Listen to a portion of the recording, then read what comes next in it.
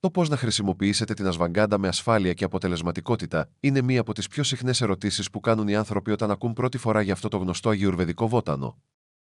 Πρέπει να τη λαμβάνετε το πρωί ή το βράδυ? Είναι καλύτερη η σκόνη από τις κάψουλες?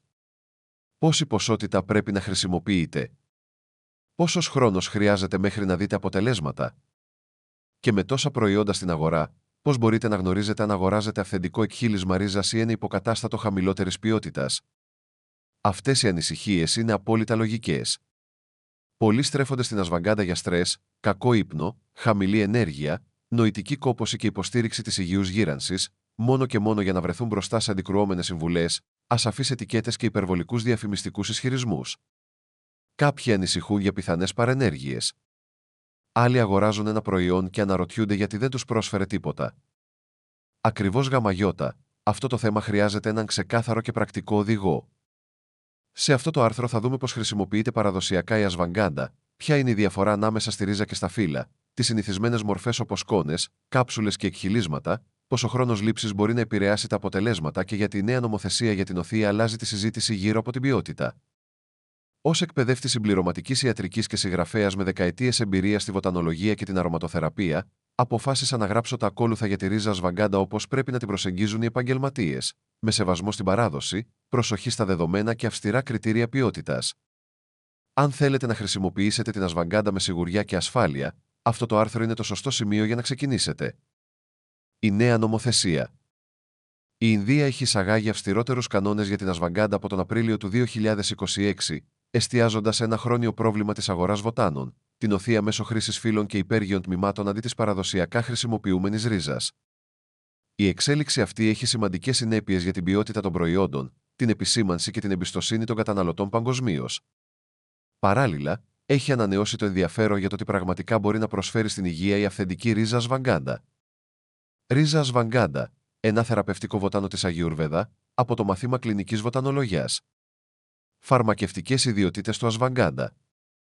Η ασβαγκάντα είναι ένα από τα πιο γνωστά βότανα της Αγιουρβέδα και σήμερα χρησιμοποιείται ευρέως σε όλο τον κόσμο για υποστήριξη απέναντι στο στρες, τον ύπνο, τη γνωστική λειτουργία, την αθλητική αποκατάσταση και την υγιή γύρανση. Κατατάσσεται στα προσαρμογόνα βότανα, δηλαδή χρησιμοποιείται συχνά για να βοηθήσει τον οργανισμό να ανταποκριθεί στη σωματική και ψυχική επιβάρυνση. Η δημοτικότητά της έχει αυξηθεί γρήγορα τα τελευταία χρόνια, ιδιαίτερα ανάμεσα σε ανθρώπους που αναζητούν φυσική υποστήριξη για σύγχρονα προβλήματα που σχετίζονται με το στρες. Μία από τις πιο μελετημένες χρήσεις της είναι η υποστήριξη του ύπνου. Ο ποιοτικός ύπνος γίνεται όλο και πιο σημαντικός με την ηλικία, όμως πολύ μεγαλύτεροι ενήλικες δυσκολεύονται με αϊπνία, ελαφρύ ύπνο, πρωινές αφυπνήσεις ή χαμηλή ενέργεια μέσα στην ημέρα. Η έρευνα πάνω στο εκχύλισμα ρίζας ασβαγκάντα έχει δείξει ενθαρρυντικά αποτελέσματα σε αυτόν τον τομέα. Σε ελεγχόμενη κλινική μελέτη με μεγαλύτερους ενήλικες, όσοι έλαβαν τυποποιημένο εκχύλισμα ρίζας για αρκετές εβδομάδες ανέφεραν καλύτερη ποιότητα ύπνου, καλύτερη πνευματική εγρήγορση κατά το πρωινό ξύπνημα και καλύτερη συνολική ποιότητα ζωής σε σύγκριση με το πλασίμπο. Αποτελεσμάτα κλινικών ερευνών. Τα ευρήματα αυτά, των άνωθι μελετών, έχουν σημασία, επειδή τα προβλήματα ύπνου σε μεγαλύτερη ηλικία επηρεάζουν συχνά τη διάθεση, τη συγκέντρωση, το κίνητρο και την ανθεκτικότητα. Όταν ο ύπνος βελτιώνεται, πολλοί παρατηρούν ευρύτερα ωφέλη στην καθημερινή λειτουργικότητα. Η ασβαγκάντα φαίνεται να υποστηρίζει αυτή τη συνολική εικόνα, αντί να δρά σαν συμβατικό κατασταλτικό. Πολλοί χρήστες περιγράφουν ότι νιώθουν πιο ήρεμοι, πιο σταθεροί και με λιγότερη νοητική υπερδιέγερση, κάτι που βοηθά τον ύπνο να έρχεται πιο φυσικά.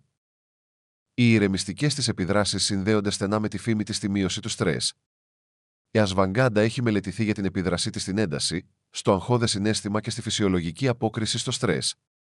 Συχνά επιλέγεται από άτομα που ζουν με συνεχή πίεση, εξάντληση, ευερεθιστότητα ή κακή αποκατάσταση μετά από στρεσογόνες περιόδους.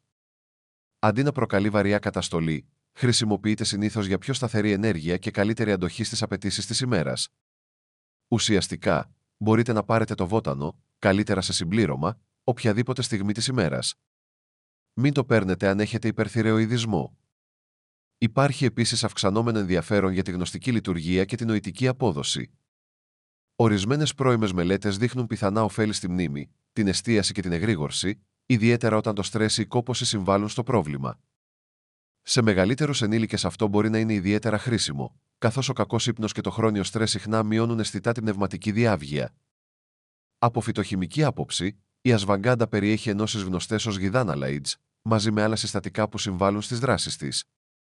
Ωστόσο, το προφίλ αυτών των ενώσεων εξαρτάται σε μεγάλο βαθμό από το ποιο μέρος του φυτού χρησιμοποιείται. Εδώ ακριβώς η νέα νομοθεσία αποκτά ιδιαίτερη σημασία. Η σημασία των νέων νόμων. Παραδοσιακά, τα εσωτερικά γιουρβεδικά σκευάσματα βασίζονται στη ρίζα. Η σύγχρονη εμπορική ζήτηση όμως έχει δημιουργήσει πίεση στις αλυσίδες εφοδιασμού. Ορισμένοι παραγωγοί ή προμηθευτές φέρεται να έχουν αντικαταστήσει μέρος της ρίζας με φύλλα ή άλλα υπέργεια μέρη του φυτού, επειδή είναι φθηνότερα και ευκολότερα στην επεξεργασία. Σε κάποιες περιπτώσεις, αυτά τα υλικά μπορεί να αναμειγνύονται σε εκχυλίσματα που πωλούνται ως προϊόντα ρίζας. Αυτό έχει σημασία για πολλούς λόγους. Πρώτον, η ρίζα και τα φύλλα διαφέρουν χημικά. Τα φύλλα μπορεί να περιέχουν υψηλότερα επίπεδα ορισμένων δραστικών ενώσεων, όπως η γουιθαφερίνη A, η οποία έχει επιστημονικό ενδιαφέρον αλλά εγείρει και ερωτήματα ασφάλειας και σωστής χρήσης σε προϊόντα καθημερινής ευεξίας. Ένα προϊόν από φύλλα δεν είναι αυτομάτως ισοδύναμο με ένα εκχύλισμα ρίζας μόνο και μόνο επειδή προέρχεται από το ίδιο φυτό. Δεύτερον, η νοθεία δημιουργεί ασυνέπεια. Αν ο καταναλωτής αγοράζει ένα προϊόν περιμένοντας τα αποτελέσματα της ρίζας, αλλά λαμβάνει μείγμα διαφορετικών τμήματων του φυτού, τα αποτελέσματα μπορεί να διαφέρουν έντονα. Κάποιος μπορεί να μην νιώσει τίποτα, ενώ άλλος να εμφανίσει ανεπιθύμητες αντιδράσεις. Αυτό μειώνει την εμπιστοσύνη στη βοτανοθεραπεία και δυσκολεύει την ερμηνεία των ερευνών. Τρίτον, η ακρίβεια της ετικέτας γίνεται νομικό και ηθικό ζήτημα. Αν ένα προϊόν αναγράφει εκχύλισμα ρίζας ασβαγκάντα, ο αγοραστής πρέπει να λαμβάνει ακριβώς αυτό.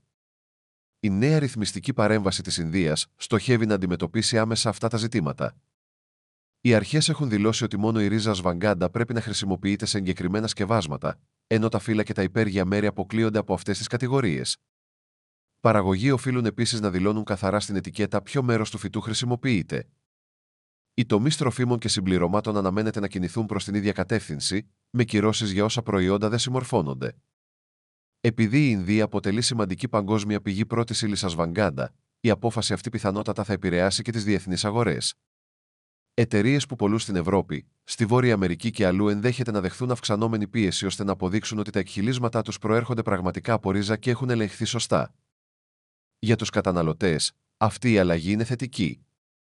Ενθαρρύνει καθαρότερη προμήθεια πρώτων υλών, καλύτερα πρότυπα παραγωγής και πιο ειλικρινή επισήμανση. Για τις αξιόπιστες εταιρείες που ήδη χρησιμοποιούν επαληθευμένη ρίζα, βοηθά να ξεχωρίσουν από ανταγωνιστές χαμηλότερης ποιότητας. Για τον κλάδο, το μήνυμα είναι σαφές. Η εργαστηριακή επιβεβαίωση, η ιχνηλασιμότητα της προέλευσης και η διαφανής επισήμανση δεν είναι πλέον προαιρετικές προσθήκες. Γίνονται βασικές απαιτήσεις. Επίλογος. Η ασβαγκάντα παραμένει ένα σημαντικό φαρμακευτικό φυτό με ουσιαστικές προοπτικές για ύπνο, ισορροπία στο στρες και υγιή γύρανση. Όμως η μελλοντική της φήμη θα εξαρτηθεί τόσο από την ακεραιότητα της αλυσίδας εφοδιασμού, όσο και από τα κλινικά αποτελέσματα. Όταν ένα προϊόν δηλώνει ότι είναι ρίζα ασβαγκάντα, το νέο πρότυπο είναι απλό. Πρέπει πράγματι να είναι ρίζα. Ευχαριστώ που ακούσατε το άρθρο. Μάθετε περισσότερα στη διαδικτυακή εκπαίδευση βοτανοθεραπείας.